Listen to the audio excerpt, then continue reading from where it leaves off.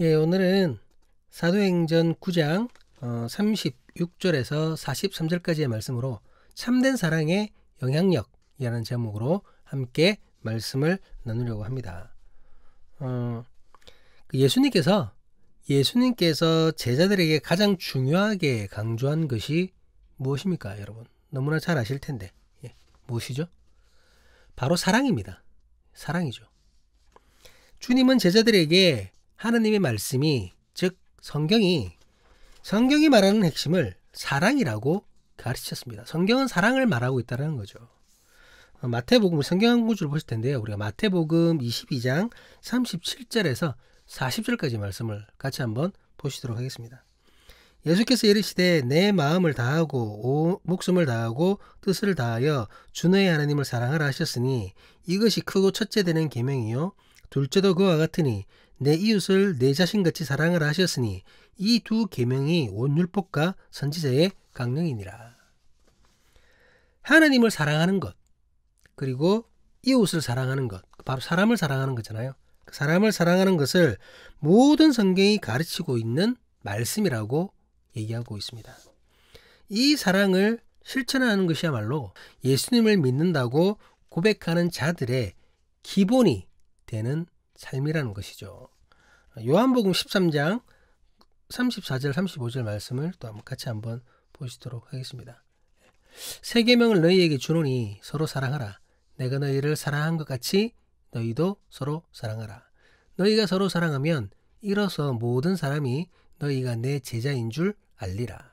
그렇기에 이 모든 주님의 가르침을 너무나 잘 알기에 바울은 사랑이 없으면 울리는 꽹과리에 지나지 않으며 아무것도 아니라고까지 고백을 합니다. 우리 고린도전서 13장에서 이렇게 고백을 했죠. 사랑하는 예배자 여러분, 사람이 교회 성도 여러분, 예수 그리스도를 믿는 우리에게 사랑이 없다면 우리는 아무것도 아닙니다. 우리의 믿음은 아무것도 아니고 우리의 삶도 아무것도 아닌 것이 됩니다. 우리의 소망, 우리가 꿈꾸는 하나님의 나라, 이 모든 것이 헛된 망상에 지나지 않는 것이 되는 것이죠. 왜 그렇습니까? 하나님께서 곧 사랑이시기 때문입니다. 믿음의 사람들에게 반드시 사랑이 있어야 하고 그 사랑은 세상에 드러나야 합니다. 오늘은 믿음의 사람들 개개인이 그리고 교회 공동체가 세상을 향해 드러내야 할 사랑에 대해서 생각해 보려고 합니다.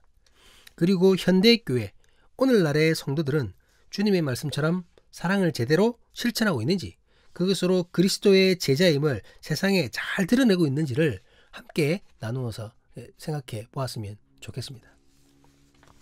오늘 본문은 도르가라는 한 그 여인의 이야기입니다. 혹시 그 이 찬양 들어보셨나요?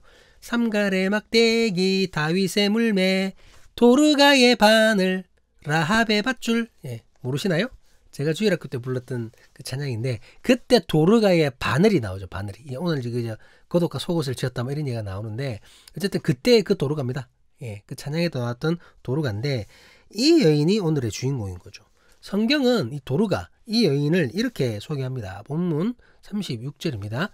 욥바에 다비다라는 여제자가 있으니 그 이름을 번역하면 도르가라. 선행과 구제하는 일이 심히 많더니. 욥바는 예루살렘에서 서북쪽으로 약 55km가량 떨어진 곳에 있는 그 도시입니다. 그곳에도 예수님을 믿는 사람들이 있었던 것이죠. 그 예루살렘 교회 핍박으로 흩어졌던 사람이 그곳에 갔을 수도 있고 그곳을 지나가던 그리스도인들에 의해서 전도를 받은 사람들에 의해 교회가 세워졌을 수도 있고 어쨌든 욥바에도 믿음의 사람들이 있었다는 겁니다. 근데 그들 중에 다비다라는 여인이 있었는데 이 여인이 제가 앞서 설명했던 것처럼 오늘의 주인공입니다. 이 그 다비다는 히브리식 이름이고요. 다비다는 히브리식 이름이고 또 이것을 헬라어로 번역하면 도르가가 됩니다. 이해가 되시나요? 그럼 나중에 우리가 지금 사도행전을 쭉 하면서 지금 잠깐 멈췄지만 사울을 얘기하다가 제가 13장에서는 바울로 바꿔서 이제 얘기한다 했잖아요. 그러니까 없던 이름이 새로 생긴 게 아니라 원래 이름이 사울도 자기 이름이고 바울도 자기 이름이었습니다. 근데 이제 나중에는 바울로 새롭게 표기를 하는 거고 역시 다비다도 자기 이름이고 도르가도 자기 이름이에요. 다비다는 히브리식 이름이고 도르가는 헬라식 이름인 것이죠. 뜻은 둘 다 영양이라는 뜻입니다. 아시죠? 영양. 예. 그런데 본문에서 이 도르가를 여제자라고 소개합니다. 여제자. 그 제자를 여성형으로 표현하는 것은 이 신약 성경에서는 도르가가 처음입니다. 도르가가 신실한 그리스도인이라는 사실을 알 수 있게 하는 부분이죠. 예, 여성형으로 제자라는 말을 지금까지 안 썼는데 도르가에게서 처음으로 쓴 거예요. 제자라고, 주님의 제자라고. 그러니까 신앙이 깊다는 얘기가 되겠죠. 도르가의 신실함은 그녀가 행한 선행과 구제의 삶을 통해서도 그대로 드러납니다. 본문에서는 도르가의 선행과 구제가 심이 많더니라고 표현하고 있습니다. 이 말은 그 헬라어로 심이 많더니라는 말은 헬라어로 프레레스라는 말인데요. 가득 찬, 완전한 이라는 뜻을 가지고 있습니다. 무슨 말일까요? 도르가의 삶이 선행과 구제로 가득 찼다라는 겁니다. 그녀의 모든 삶이 사랑을 실천하는 것 자체였다라는 말이죠. 그런데 이렇게 사랑을 실천하며 살던 도르가가 안타깝게 병들어 죽게 된 것입니다. 우리 본문 37절을 이미 나와 있는데 같이 한번 볼게요. 그때에 병들어 죽음에 시체를 씻어 다락에 누이니라. 그녀가 걸린 병이 어떤 병인지는 정확하게 알 수 없습니다. 하지만 그녀의 병은 그녀의 생명을 앗아갈 정도로 중한 병이었던 것이죠. 심각한 병이었습니다. 그렇기에 그녀가 병으로 고생한 기간도 짧지 않았을 거라고. 그러니까 갑자기 뭐 급성 심장마비 이게 아닌 것 같아요. 아니고 이런 게 아니라 오랜 시간, 조금 긴 시간 계속적으로 지독한 병에 걸려 있다가 끝내는 생명을 잃는 뭐 이런 일이 있었다라는 거죠. 뭐 뒤에 나오는 이웃들의 증언으로 볼 때에 아마도 그녀는 이 심각한 병이 있었음에도 불구하고 이웃을 향한 선행과 구제를 멈추지 않았던 것 같습니다. 그러니까 뭐 이렇게 바느질을 통해서 이웃을 구제를 했었는데 막 이 정말 바느질 하나를 못할 정도까지 그때까지도 계속해서 이웃을 구제하고 선행을 베풀었던 것이 아닌가라고 이제 예상을 한다라는 거죠. 뒤에 있는 그 다른 사람들의 증언에 의해서. 어쨌든 사람들은 도르가의 시체를 씻은 뒤에 다락에 올려놓습니다. 그런데 그리고는 더 이상 장례 절차를 진행하지 않아요. 이해되시나요? 몸에 기름을 바르고 유대 전통에 따라 장례 절차를 하나씩 치러가야 되잖아요.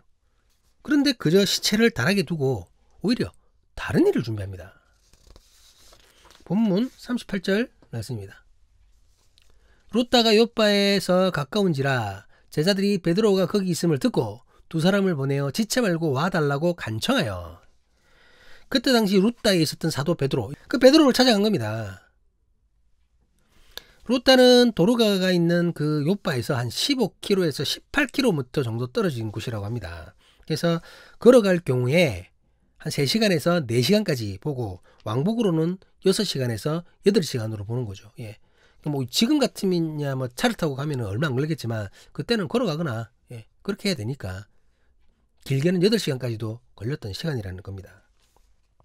그런데 일부러 그 거리를 일부러 걸어서 몇 시간 동안 룻다를 찾아가 베드로에게 욥바로 와 달라고 간청을 하는 것입니다. 왜 이랬을까요? 두 가지 정도 추측할 수 있습니다. 첫 번째는 욥바의 사람들이 어떠한 기적을 기대했을 수도 있었다는 거죠. 기적을 기대한 겁니다. 그리 먼 거리가 아니기 때문에 룻다에서 베드로로 인해서 중풍병자 애니아가 낫게 되었다라는 소문은 이미 욥바에도 퍼졌을 겁니다. 물론 이제 그 전에 베드로를 알았겠죠. 알았었는데 베드로가 근처 와 있는데요. 베드로가 저기 룻다에 와 있는데 아니 애니아 그 사람을 일으켰답니다. 뭐 이런 얘기가 들렸겠죠. 사람들은 그 소문을 듣고 혹시나 자신들이 너무나 사랑하는 도르가에게도 어떠한 기적 같은 일이 일어나지 않을까 기대했을 수도 있다는 거죠. 그래서 베드로를 찾아간 겁니다. 이해되시나요? 뭐 도르가가 적나라하게 얘기해서 도르가가 다시 살아나게 될 것이라고 기대했을 수도 있겠죠. 뭐 예수님도 나사로를 살리셨잖아요. 그것처럼. 그러기에 장례도 치르지 않고 지금 장례가 치르지 않은 상태라고 분명히 제가 말씀드렸습니다. 그러기에 장례도 치르지 않고 시신을 그대로 다락에 두었을 것이라는 거죠. 이게 첫 번째 추측입니다. 두 번째는 도르가는 여제자로 불릴 만큼 신앙이 좋은 사람이었습니다. 그렇기 때문에 그녀의 장례를 특별하게 지내주고 싶을 수도 있다는 거죠. 자기들끼리 하는 것이 아니라 장례 주간을 마침 루따에 예수님의 수제자 베드로가 와 있는 거예요. 베드로에게 부탁하자. 우리끼리 하는 것보다 그녀의 신앙을 우리가 알지 않느냐. 베드로를 찾아가 베드로 불러다가 베드로에게 루따의 장례를 주관해달라고 부탁을 하자. 뭐 이랬을 수도 있다라는 거죠. 그래서 베드로를 찾아갔을 수도 있다라는 겁니다. 자신들에게 선행과 구제를 베푼 그 도르가의 마지막을 그녀의 믿음에 맞게 아름답게 치러주고 싶었을 것이라는 거죠. 뭐 어느 것이 맞는지 알 수 없고 아니면 뭐 다른 이유였을 수도 됩니다. 방금 말씀드렸던 것처럼 이것은 어디까지나 추측일 뿐이라는 거죠. 하지만 욥바의 사람들이 루따까지 베드로를 찾아간 것은 누구를 위함이죠? 여러분, 도르가를 위함입니다. 어떤 이유에서건 도르가를 위해서, 죽은 도르가를 위해서 베드로를 찾아갔다라는 겁니다. 이미 죽은 그녀를 위해 사람들이 루따까지 베드로를 찾아갈 만큼 그녀는 욥바의 사람들에게 사랑받았던 인물이라는 것입니다. 베드로를 찾아간 사람들은 베드로에게 도르가의 믿음과 사랑을 설명했을 것입니다. 당연하잖아요. 이러한 여제자가 있는데 이 사람이 정말 이렇게 훌륭한 사람입니다. 와서 좀 봐주세요. 그렇게 했을 거 아닙니까? 베드로는 그들의 이야기를 듣고 곧 일어나 욥바로 행하게 됩니다. 본문 39절 말씀입니다. 베드로가 일어나 그들과 함께 가서 이르매 그들이 데리고 다락방에 올라가니 모든 가부가 베드로 곁에 서서 울며 도르가가 그들과 함께 있을 때에 지은 속옷과 겉옷을 다 내보이거늘. 베드로가 욥바로 도착했을 때 그곳의 가부들이 나서서 베드로에게 도르가의 선행을 증언합니다. 그러니까 이미 그녀의 이야기를 듣고 욥바로 왔잖아요. 베드로를 데리러 온 사람이 아까 말씀드렸던 것처럼 당연히 그 도르가에 대해서, 도르가의 선행에 대해서, 도르가의 사랑에 대해서 증언을 했겠죠. 그런데 욥바에서 한 번 더 도르가가 행한 사랑을 확인하게 되는 거예요. 여기서도 도르가 칭찬하고 욥바로 왔더니 욥바에서도 도르가 칭찬하고. 도르가는 과부들을 위해 속옷과 겉옷을 지어주었습니다. 과부는 아이들 나그네와 함께 당시 사회에서 가장 도움이 절실히 필요한 사람으로 분류되었습니다. 가장 가난한 자들이었어요. 가장 어려운 사람들이었죠. 가장 도움이 필요한 사람들이었다는 겁니다. 가장 가난한 자이며 큰 어려움에 처한 사람들이라고 여겨졌었죠. 도르가는 이러한 과부들에게 속옷과 겉옷을 만들어주며 도왔던 것입니다. 당시의 속옷과 겉옷은 여러분 지금처럼 그저 입고 벗는 옷의 개념이 아닙니다. 이불이자 텐트이며 낮에는 뜨겁고 밤에는 추운 그 광야에서 자신을 보호해주는 중요한 도구였습니다. 어떻게 보면 과부들이 살아가는 것에 희망과도 같은 역할을 했다라는 거죠. 혹시 기억나실지 모르겠는데 예전에 러브하우스라는 뭐 그런 거 있어요. 따라라라따 이런 음악 퍼지면서 그때 가면 막 헐은 집 같은 거 다시 리모델링 해주고 너무 심하면 아예 헐어가 다 없애버리고는 새로 지어주고 막 이런 거 있잖아요. 여러분 그것과도 같은 겁니다. 여러분 그것과도 같은 선행을 한 거예요. 도르가가 단순히 옷의 개념이 아닙니다. 그러니 이들은 도르가의 죽음 앞에 진정으로 슬퍼했던 것이죠. 베드로는 사람들의 증언을 모두 들은 다음 그들 전부를 도르가가 있는 다락에서 밖으로 내보냅니다. 본문 40절 말씀입니다. 베드로가 사람들을 다 내보내고 무릎 꿇고 기도하고 돌이켜 시체를 향하여 이르되 다비다야 일어나라 하니 그가 눈을 떠 베드로를 보고 일어나 앉는지라. 베드로는 루따에서처럼 또 한 번 놀라운 이적을 일으키게 됩니다. 죽은 도르가를 다시 살려 일으켜 세우는 것이죠. 그런데 이번에는 예수 그리스도의 이름이 없습니다. 그 애니아를 일으켰을 때는 예수 그리스도의 이름으로 일으켰잖아요. 이번에는 그게 없어요. 그렇다면 뭐 베드로가 갑자기 애니아를 일으킨 다음에 교만해져 가지고 예수 이름을 쏙 빼버린 겁니까? 그건 아니죠. 그건 아니고 대신에 베드로가 도르가를 일으키는 모습이 그 모습이 행위 자체가 예수께서 야이로의 딸 기억나실지 모르겠는데 야이로의 딸을 일으켰을 때와 거의 같은 모습을 보이고 있습니다. 그러니까 예수님과 똑같은 모습 그 모습을 그대로 재현했다라는 거죠. 우리 마가복음 5장 35절에서 42절까지 말씀을 같이 한번 보시도록 하겠습니다. 제가 한번 읽어드리겠습니다. 아직 예수께서 말씀하실 때에 회당장의 집에서 사람들이 와서 회당장에게 이르되 당신의 딸이 죽었나이다. 어찌하여 선생을 더 괴롭게 하나이까. 예수께서 그 하는 말을 곁에서 들으시고 회당장에게 이르시되 두려워하지 말고 믿기만 하라 하시고 베드로와 야고보의 형제 요한 외에 아무도 따라옴을 허락지 아니하시고 회당장의 집에 함께 가사 떠드는 것과 사람들이 울며 심히 통곡함을 보시고 들어가서 그들에게 이르시되 너희가 어찌하여 떠들며 우느냐. 이 아이가 죽은 것이 아니라 잔다 하시니 그들이 비웃더라. 예수께서 그들을 다 내보내신 후에 아이의 부모와 또 자기와 함께한 자들을 데리시고 아이 있는 곳으로 들어가사 그 아이의 손을 잡고 이르시되 달리다굼 하시니 번역하면 곧 내가 내게 말하노니 소녀야 일어나라 하심이라. 소녀가 곧 일어나서 걸으니 나이가 12살이라. 사람들이 곧 크게 놀라거늘. 예.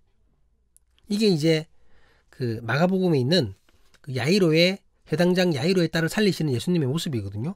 근데 베드로는 지금 예수님의 이 모습까지 보셨잖아요. 제가 PPT 옆다가 제가 읽어드린 부분, 아이가 있는 곳에 들어가셔서 그 아이의 손을 잡고 이르시되 달리다굼 하면서 일어나라 하시잖아요. 달리다굼이거든요. 근데 지금 다비다야 일어나라 했잖아요. 이것을 아람어로 하면 어떻게 되냐면 다비다굼이 됩니다. 이해되시나요? 달리다굼은 소녀야 일어나라인데 다비다야 일어나라는 다비다굼이 됩니다. 베드로가 그렇게 했다는 거예요. 베드로가. 베드로는 예수님께서 그 죽었던 야이로의 딸을 살리실 때에 그 현장에 있었습니다. 베드로와 야고보, 요한이 따라갔었잖아요. 물론 다락방에서는 나갔지만 어쨌든 나중에 그 얘기를 들었을 거고 밖에서라도 본 겁니다. 가장 가까이서. 그렇게 죽은 도로가를 살리면서 그가 기억하고 있었던 예수님의 모습을 그대로 재현해낸 것입니다. 스승에게 배운 대로 한 거예요. 그가 비록 예수 그리스도의 이름을 직접 언급하지는 않았지만 먼저 아버지 하나님께 기도하였고 그리고 예수 그리스도의 모습을 배운 대로 따라하는 것으로 이 이적의 근원이 어디인지를 분명하게 나타냈던 것입니다. 이해가 되시나요? 베드로가 교만한 게 아니라는 겁니다. 결국 도로가는 다시 눈을 뜨게 되었고 일어나게 됩니다. 베드로는 이 놀라운 사실을 욥바 사람들에게 알리게 됩니다. 본문 41절 42절 말씀입니다. 베드로가 손을 내밀어 일으키고 성도들과 가부들을 불러들여 그가 살아나는 것을 보이고 온 욥바 사람이 알고 많은 사람이 주를 믿더라.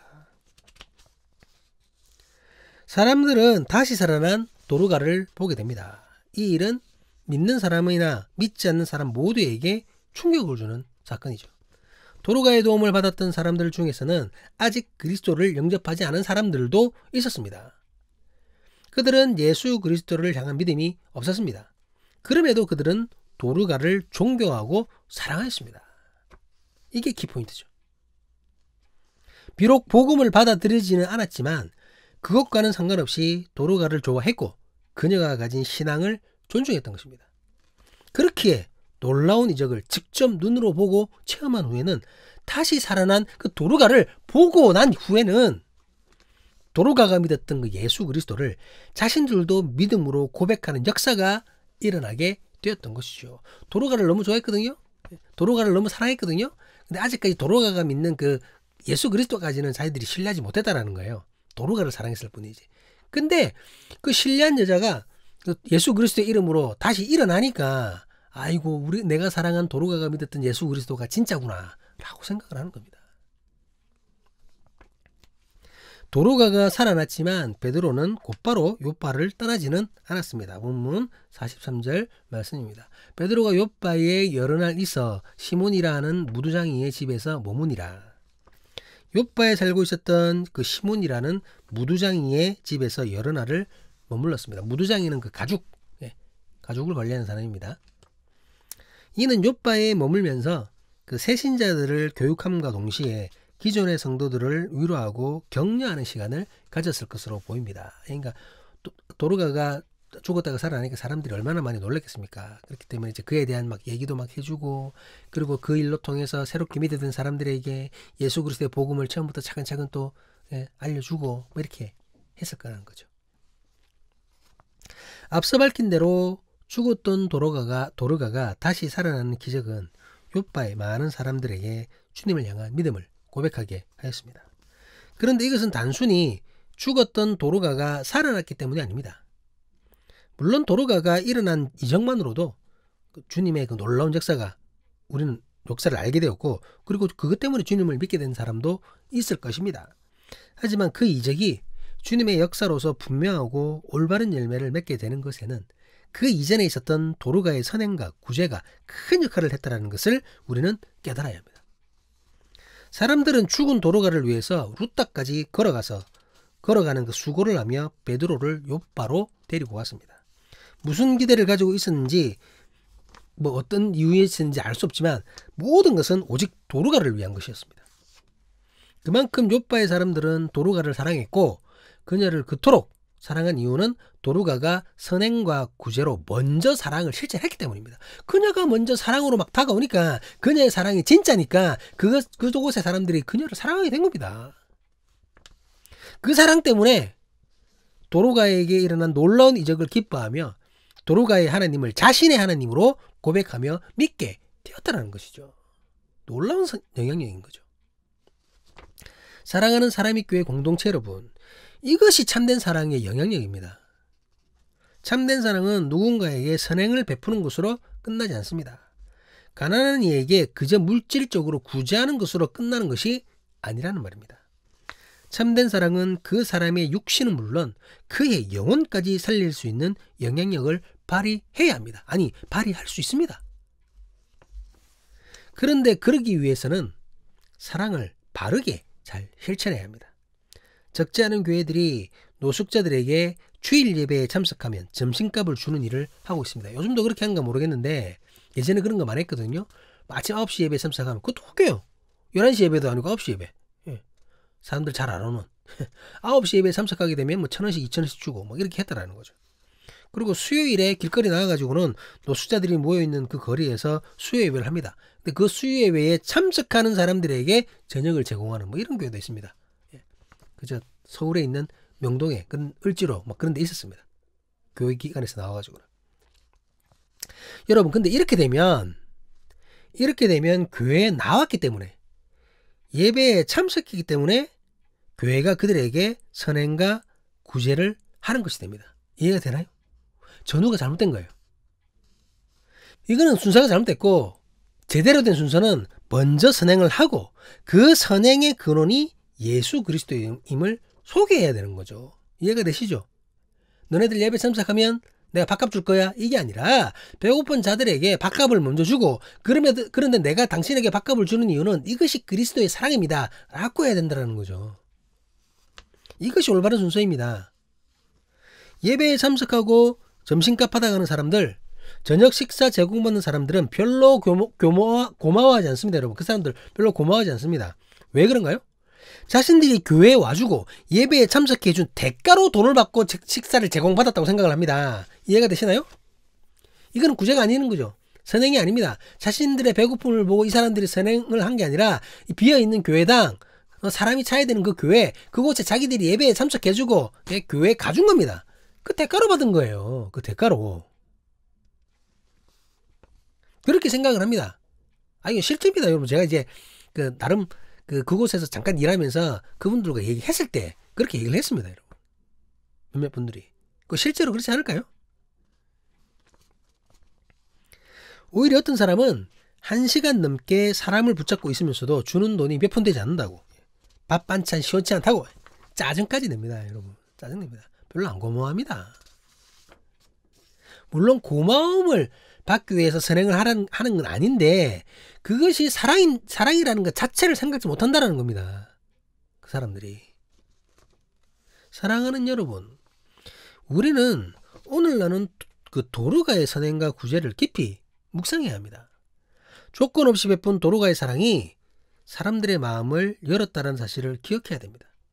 그 열려진 마음으로 복음이 들어갔을 때에 주님을 향한 믿음의 고백이 이어졌다라는 사실을 기억해야 한다는 거죠.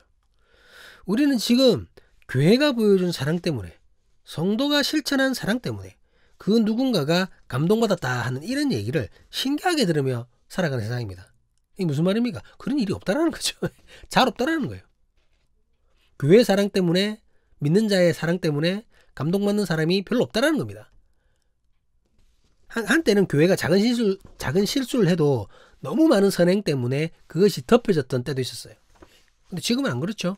지금은 선행을 해도 욕도 먹습니다. 엄청나게 구제를 해도 그 전에 저지른 잘못이 하도 많아가지고 그 진정성을 믿지 않는 거죠. 거기다가 구제의 조건을 다는 겁니다. 조건을. 교회 나와야 됩니다. 예배 참석해야 됩니다.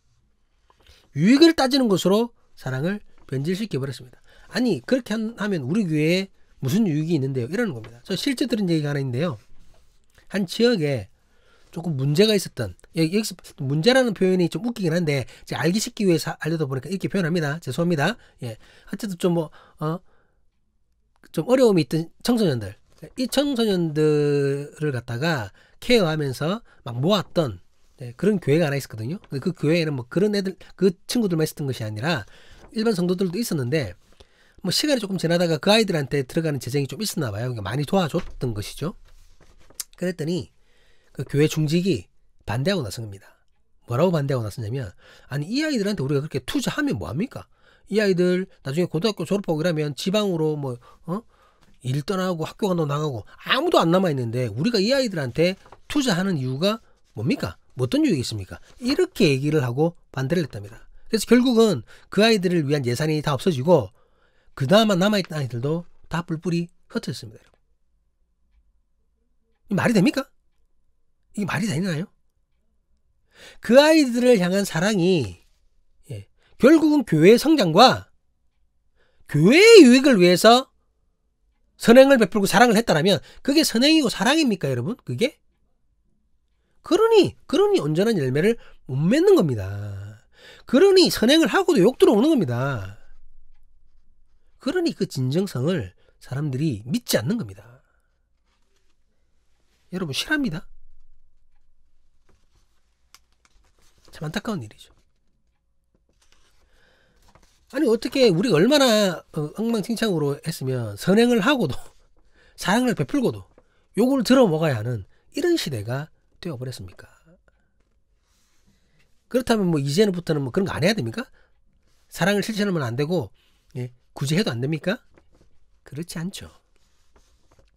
그럼에도 세상과 성도를 이어줄 수 있는 것은 사랑밖에 없습니다. 사랑밖에 없습니다. 결코 포기할 수 없는 것이 사랑입니다. 그렇기에 다시 한번 새롭게 사랑을 정립하고 그 사랑을 실천해야 할 필요가 있다는 것입니다.